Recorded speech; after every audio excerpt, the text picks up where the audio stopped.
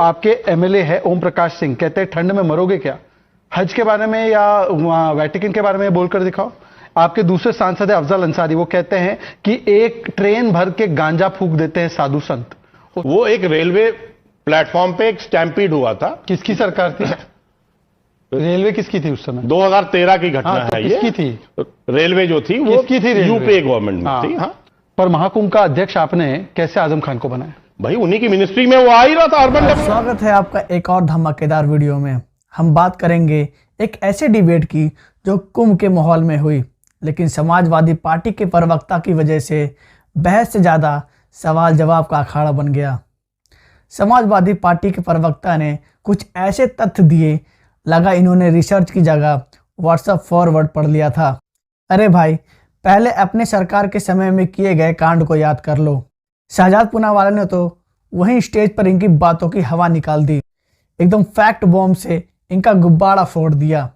ऐसा लग रहा था जैसे समाजवादी प्रवक्ता लॉजिक और फैक्ट के बीच जबरदस्ती बैलेंस बनाने की कोशिश कर रहे थे। इस डिबेट में काफी मजा आने वाला है दोस्तों। बिना किसी देरी के इस डिबेट को शुरू करते हैं। Shehzad Poonawalla. And I hope mister Silas won't interrupt because I heard him patiently. Nishad की इतनी चिंता है तो निशाद बेटी के साथ नवाब यादव ने बलात्कार किया, डीएनए रिपोर्ट आई, आपकी प्रवक्ता ने बोला कि 15 साल की बच्ची वहां पे नौकरी ढूंढने गई थी, आपने निकाला नवाब यादव को, वो तो आपके साथ खड़े हैं। इस बारे में जहां तक सवाल है तो मुझे बताइए कि आज जब ये आयोजन हो रहा है 40 करोड़ लोग पहुंचेंगे, 2 लाख करोड़ की इनकम और जीडीपी जनरेट होगी, ये सीएआईटी की रिपोर्ट है। जब काशी विश्वनाथ धाम बना वहां पर 13 करोड़ पर्यटक गए। अब Ayodhya has overtaken Agra as the most visited place, वहां पर लगभग 13 करोड़ लोग जाएंगे और गए हैं, तो उससे क्या इकोनॉमी जनरेट नहीं होती? इनफैक्ट वहां पर हर समाज को अर्निंग का एक ऑप्शन मिल रहा है, एक अपॉर्चुनिटी मिल रही है। पर मेरा सवाल यह है कि अगर आप इतनी चिंतित है तो 3-4 सवाल है मेरे महाकुंभ को लेकर। आपने कहा महाकुंभ को लेकर हमारा कोई विषय नहीं है ना, तो आपके एमएलए है ओम प्रकाश सिंह, कहते हैं ठंड में मरोगे क्या, हज के बारे में या वेटिकन के बारे में बोलकर दिखाओ। आपके दूसरे सांसद है अफजल अंसारी, वो कहते हैं कि एक ट्रेन भर के गांजा फूंक देते हैं साधु संत, उस पर बहिष्कार भी किया गया था। और आपको पता है 2013 में आपने क्या किया था? सुन लीजिए, 2013 में सीएजी रिपोर्ट आई कि आपने फंड खा लिए थे, सैफई में लगा दिए थे और 42 लोगों की हत्या हुई थी, क्योंकि उस समय पर किसी हिंदू को नहीं बल्कि आजम खान को इंचार्ज बनाया था। आप बताइए महाकुंभ का इंचार्ज। अब मेरी बात लास्ट बात, आप अगर महाकुंभ के इतने चिंतित है तो वक्फ क्लेम कर रहा था, आप खंडन कीजिए वक्फ का कि महाकुंभ की जमीन कैसे क्लेम कर ली। और मठाधीश माफिया होते हैं, ये किसी और धर्म के बारे में बोलोगे? रामचरितमानस को बोलते हैं जला दो, आप एक बार दूसरे धर्म की किताब के बारे में बोल के दिखाइए। आप बोलते हैं कि हम लोग जो है केवल रोटी की चिंता करते हैं, तो बता दीजिए कि हज हाउस क्यों बनाते हैं? अभी ऐलान कीजिए कि हज हाउस नहीं बनाएंगे। बोले हज सब्सिडी नहीं। Please today commit on the news are that Hajj subsidy is bad. All government subsidies should go towards giving food to poor people.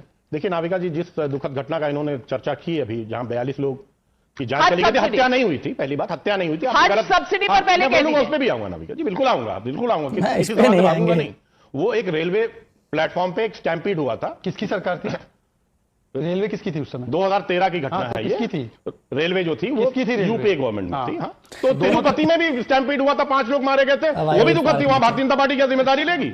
आप लेंगे जिम्मेदारी? मैं आपको एक सवाल पूछूं, आप सुनिए, एक सवाल पूछूं। मैंने आपको इंटरप्ट नहीं किया, इसी में बात और आपको बता, आप एक प्रैक्टिसिंग क्रिश्चियन है, कोई आप मुझे बता दीजिए कि सबसे पायस जो ओकेजन होता है उसका अध्यक्ष या हेड कोई हिंदू को बनाएंगे आप? पर महाकुंभ का अध्यक्ष आपने कैसे आजम खान को बनाया? भाई उन्हीं की मिनिस्ट्री में वो आ ही रहा था, अर्बन डेवलपमेंट में। Urban development minister Azam Khan नहीं मिला, उसी के अंडर ही आ रहा था, और किसको अध्यक्ष बनाते? अच्छा, तो आप उनको अवार्ड नहीं मिला, आपको क्या दिक्कत है? एक सेकंड, आजम खान नहीं मिला। और आपने बोला 42 लोगों का मरना दुखद था ना? बिल्कुल दुखद था। आजम खान ने बोला कि हमें पता नहीं था इतने लोग आ जाएंगे, आप कंडेम कीजिए। नहीं, अच्छा, तीसरा कह ही रहा हूं कि छोड़ दीजिए, घटना थी। अब मैं छोड़ दीजिए, इस विषय को छोड़ दीजिए, आसान सवाल हो गया। महाकुंभ तो लाखों साल पुराना है, करोड़ों साल पुराना है, बिल्कुल ठीक है, जब से आदिकाल अनादिकाल से। मुझे बताइए, वक्फ क्लेम करता है महाकुंभ की जमीन, कंडेम कीजिए। पहले आप मुझे बताइए, पहला महाकुंभ कब हुआ था? मैं कंडेम करता हूं, तो मुसलमानों को कंडेम करता हूं। आप कंडेम हिंदुस्तान में समाजवादी पार्टी कंडेम नहीं करेगी वक्फ का, वक्फ की अतिक्रमण नहीं करेगी। लॉजिक था, ये चाहते हैं कि जो करोड़ों साल पुराना है। आज की बहस ने साफ कर दिया कि समाजवादी पार्टी के प्रवक्ता सिर्फ बयानबाजी करने में यकीन रखते हैं, लेकिन तथ्यों के आधार पर बात करने में काफी पीछे हैं। शहजाद पूनावाला ने साफ साफ कहा कि बीजेपी सरकार ने कुंभ में सफाई और व्यवस्था पर जो खर्च किया वो जनता के कल्याण के लिए था। क्या स्वच्छता और श्रद्धालुओं के लिए बेहतर इंतजाम करना गलत है? जो सरकार जनता के पैसों का सही इस्तेमाल कर रही है उसे कटघरे में खड़ा करना सिर्फ राजनीतिक चाल है। अब बात करें समाजवादी पार्टी के समय की, तो क्या आपको याद नहीं किस तरह हज यात्राओं के नाम पर करोड़ों रुपए खर्च किए जाते थे, लेकिन आम जनता की सुविधाओं का कोई भी ध्यान नहीं रखा जाता था। सड़कें टूटी रहती थीं, बिजली गायब रहती थी और कानून व्यवस्था का तो हाल किसी से छुपा नहीं है। शहजाद पूनावाला ने इन्हीं सब बातों को उजागर किया और यह दिखाई कि कैसे समाजवादी पार्टी जनता को गुमराह करने की कोशिश कर रही है। सवाल उठता है कि जब खुद के समय में काम न करने का रिकॉर्ड हो तो दूसरे पर उंगली उठाने का यह हक बनता कैसे है। दोस्तों, राजनीति में आलोचना होनी चाहिए, लेकिन तथ्यात्मक और तार्किक। यह नहीं कि सिर्फ बयानबाजी के लिए बयान दिया जाए। यह वही वजह है कि आज समाजवादी पार्टी के प्रवक्ता अपनी ही बातों में उलझ गए। आपको क्या लगता है दोस्तों, ऐसी बयानबाजी से जनता गुमराह होगी या अब जनता सच और झूठ के बीच फर्क समझ चुकी है? अपने विचार कमेंट में बताइए। अगर वीडियो पसंद आए तो लाइक करना ना भूलें और इसे ज़्यादा से ज़्यादा लोगों तक पहुंचाने के लिए शेयर ज़रूर करें। ऐसे ही और दमदार वीडियो देखने के लिए चैनल को सब्सक्राइब करना ना भूलें। मिलते हैं अगले वीडियो में, तब तक के लिए जय हिंद।